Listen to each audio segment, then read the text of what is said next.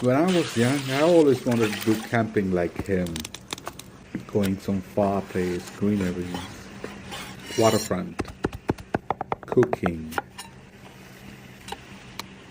Wow, what a life he lives, close to nature. I don't know what he's cooking, but I already can feel the taste.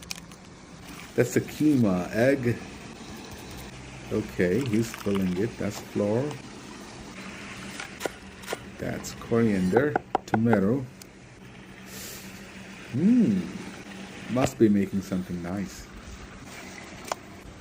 That's the roti. Wow.